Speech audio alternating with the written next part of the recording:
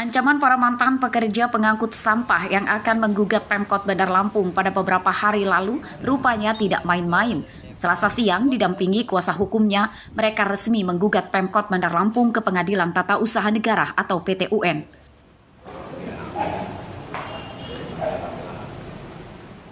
Mereka merupakan para pegawai honorer yang telah bekerja selama 18 tahun sebagai petugas kebersihan kota. Mereka menuding dipecat secara sepihak oleh Dinas Lingkungan Hidup. Tuntutan para mantan petugas kebersihan ini yakni Pemkot Bandar Lampung mencabut surat keputusan pemberhentian dan memperkerjakan mereka kembali hingga kontrak selesai. Kontrak kerjanya diputus sebelum berakhir pada Desember 2022 mendatang. Ya bisa dipekerjakan kembali ataupun tidak. Ya menurut undang-undang aja lah, SK kami itu kan belum berakhir gitu kan. Namun sangat besar berdampaknya akan PHK ini bagi saya. Anak sekolah saya macet bayaran. Listrik udah berapa bulan ini belum bayar, hampir mau diputus. Hari ini juga kami bawa langsung prinsipal kami, para tenaga Dinas Lingkungan Hidup yang dipecat, yang diberhentikan sepihak oleh pemerintah kota, bersama-sama dengan kami menyatakan sikap, kebutuhan tekad untuk mengajukan perlawanan terhadap pemerintah Kota Bandar Lampung dalam hal ini mengajukan gugatan ke PT-UN ini. Para mantan honorer DLH ini berharap bisa kembali bekerja. Mereka kini menunggu waktu atau jadwal pelaksanaan sidang. Arsadi Saputra melaporkan dari Bandar Lampung.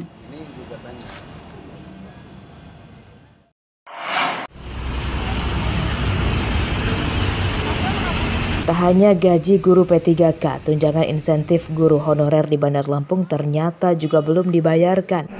Ini terungkap saat puluhan guru mendatangi kantor sekretariat Persatuan Guru Honorer Murni atau PGHM di Kecamatan Bumiwaras Selasa pagi. Insentif guru honorer selama 5 semester belum dibayarkan. Mereka meminta Pemkot Bandar Lampung segera membayarkannya.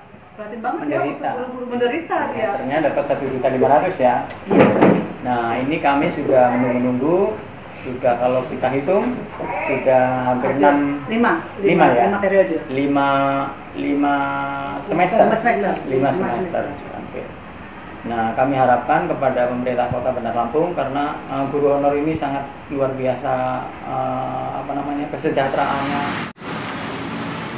Para guru honorer Bandar Lampung terakhir menerima pembayaran insentif pada bulan Juli 2020 lalu. Setelah itu belum dibayarkan sampai sekarang. Besaran insentif guru honorer yakni Rp250.000 per bulan yang biasa dibayarkan per semester dengan akumulasi besaran Rp1,5 juta. Bulan Juni tahun 2020 dan cairnya di bulan November 2020. Itu dengan total 1.500.000 per semester. 6 bulan.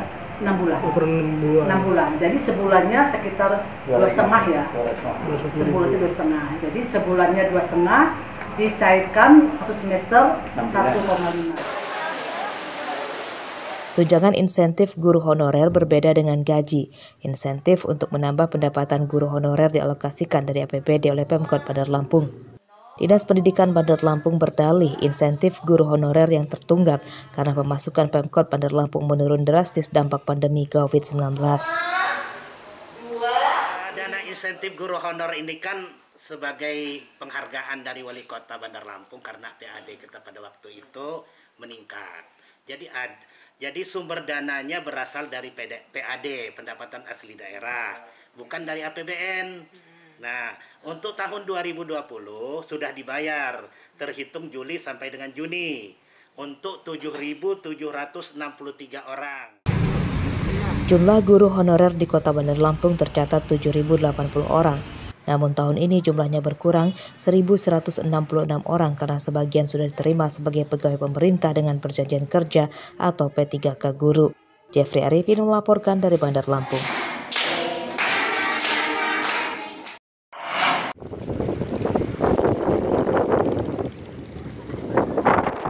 Usaha pembuatan teri asin di Bandar Lampung sedang lesu. Ini karena pasokan ikan teri menurun drastis dampak banyaknya nelayan yang tidak melaut.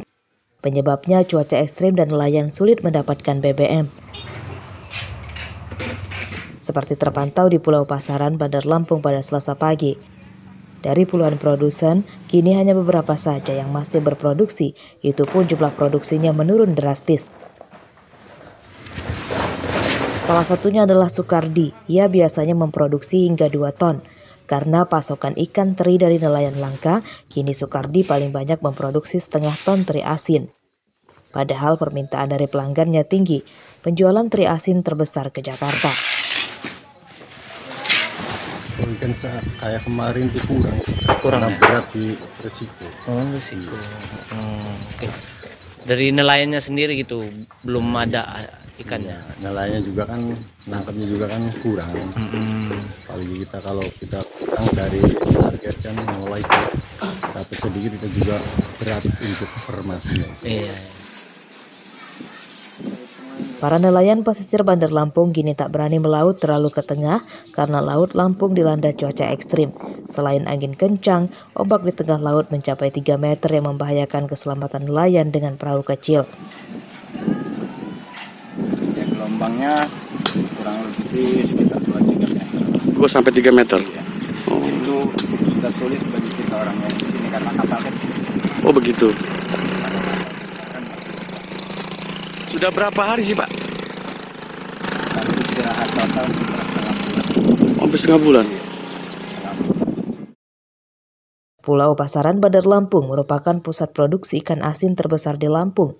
Di Pulau Pasaran terdapat lebih dari 50 pengusaha ikan asin, teri nasi hingga mutiara dan rajungan. Tenaga kerja di pulau ini setiap hari mencapai hampir 1.000 orang yang berasal dari warga sekitar. Hasil produksi ikan asin Pulau Pasaran mencapai 150 ton per bulan atau sekitar 1.140 ton per tahun. Jeffrey Arifin melaporkan dari Bandar Lampung.